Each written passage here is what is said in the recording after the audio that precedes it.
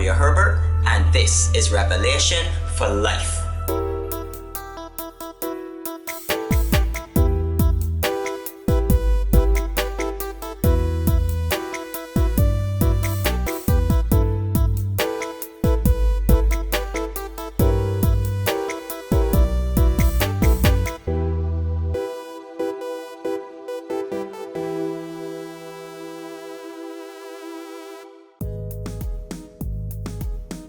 We all know the account of Genesis chapter 1, the creation of the heavens and the earth. One thing that has always struck me about this account is that God looked over his creation to make sure that it was good before he moved on to create the next thing.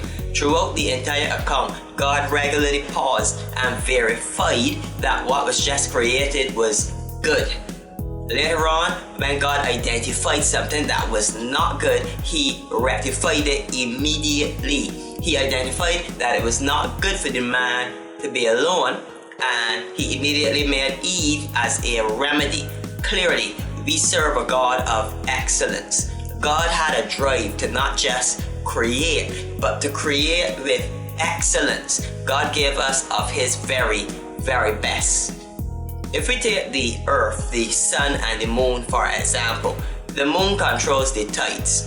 It had to be just the right distance away from the earth, and its gravitational pull had to be calibrated to just the right amount to have that effect upon the oceans without causing problems.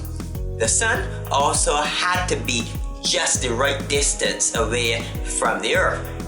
The earth couldn't be any closer or any farther away from the sun, or the temperature would either be too hot or it would be too cold to support human life.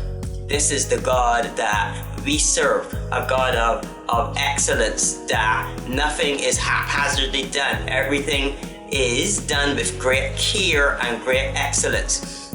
Let's look at the human body. It is such a complex structure with so many interconnected parts, a piece of perfect engineering. Even the individual organs like the eyes and the ears are incredibly complex. This wasn't haphazardly done. God did this with excellence that no one else could have created, that no one else could recreate a structure this complex. Total excellence. Now, even in things that might be seemingly minor, because the creation story is centered around the creation of man and the earth. But even the seemingly minor things in the story were made with incredible excellence. Now, there are 4 planets in Earth's solar system, which have rings circling them. These planets, all of them have a large number of moons. Now, I've always wondered growing up, why is it that only these larger planets that have the rings have all of these moons? And these smaller ones that don't have rings either have 1 moon, 2 moons, or no moons at all. Now, the rings are actually small chunks of rock or ice which circle the planet in the shape of a ring. Now, scientists have actually discovered the purpose of those moons, that anytime one of the rocks out of the ring formation tries to escape out of the ring, it is pushed back into the ring by the gravity of a nearby moon. Isn't that excellent? It is so excellently crafted and constructed that all of those little rocks, they are kept in place because these moons are placed in just the right locations, that whenever any rock tries to escape, there's always a moon nearby enough that its gravity can just push that rock back into the ring. Oh my, we serve a God of such excellence, and he made us in His image and likeness, and He expects excellence from us as well.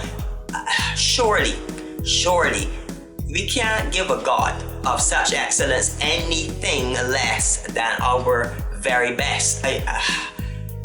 But it doesn't even only relate to so-called things of God. No, yes, we know as long as we're offering something to God, a God of this excellence that we're obligated to offer back our best.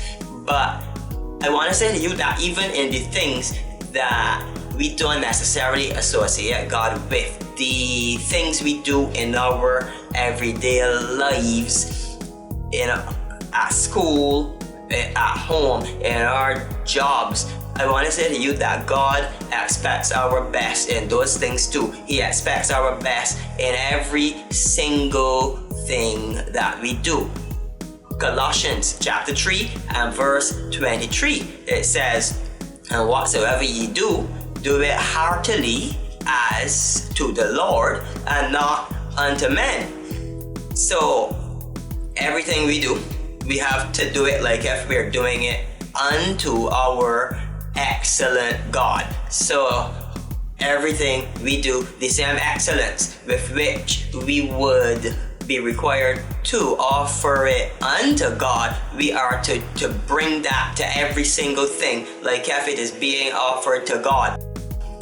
And His word also tells us that there are great rewards if we function in excellence. Proverbs 22 and verse 29, it says, "Seest thou a man diligent in his business?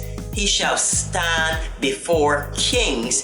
He shall not stand before mean men." We have been given examples even in the same word. There are people who were elevated in their earthly places because they function with excellence in the name of the Lord. Their way of functioning, their excellence, it brought them before kings and not mean men. It changed the heart of people around them. It changed the hearts of great men to have favor upon them because of the way they were functioning. We see in Daniel chapter 6 and verse 3, it says, "Then this Daniel was preferred above the presidents and princes because an excellent spirit was in him, and the king thought to set him over the whole realm." Now, here it is.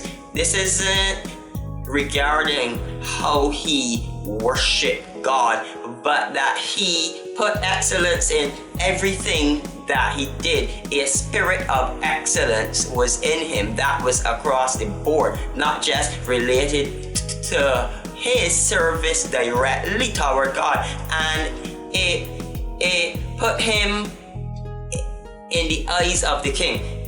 The king thought to set him over the whole realm. We know that Daniel was indeed a man of God, operating with a spirit of excellence, which got him noticed by the king. And this is God's desire for all of us, that as we function in excellence, as we render excellence in everything we do as if it is being done unto him, he wants to use that to put us into the notice of others around us, to offer us favor, not just favor with God, but favor with men as well. Even as I close out this season of Revelation for Life, which was actually subtitled Encouragement for Life. Be encouraged today to give of your best. Be encouraged to give excellence in everything you do. God gave us of his best. Let us be ardent about giving of our best. Until next season, this is Revelation for Life.